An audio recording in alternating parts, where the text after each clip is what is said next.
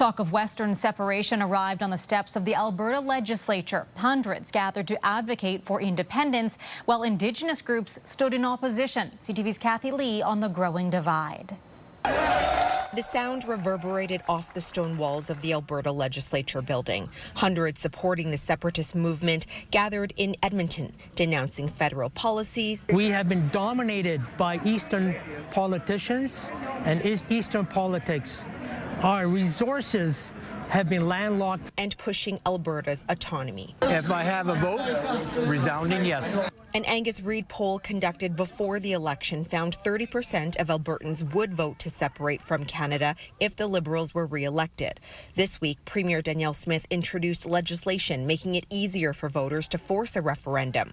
A group is mobilizing the public to register their intent to vote yes on that referendum. I believe we've reached about 100,000. With the rally happening in front of the legislature, Indigenous groups are also here expressing their discontent with talks of separatism. You have to cause disruption, eruption, and distortion. First Nations leaders across Alberta and Saskatchewan and members of the Indigenous community say the bill breaches their treaty rights. We're here protecting the land and the resources. When treaties were made, they were a sacred covenant between our people and the Crown, and they're not being honored today.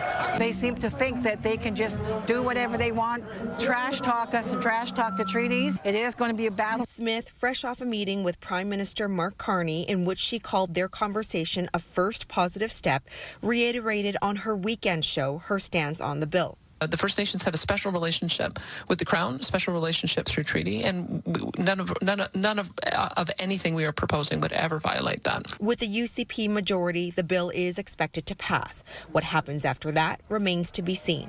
But what is clear here is a deepening ideological divide. Kathy Lee, CTV News, Edmonton.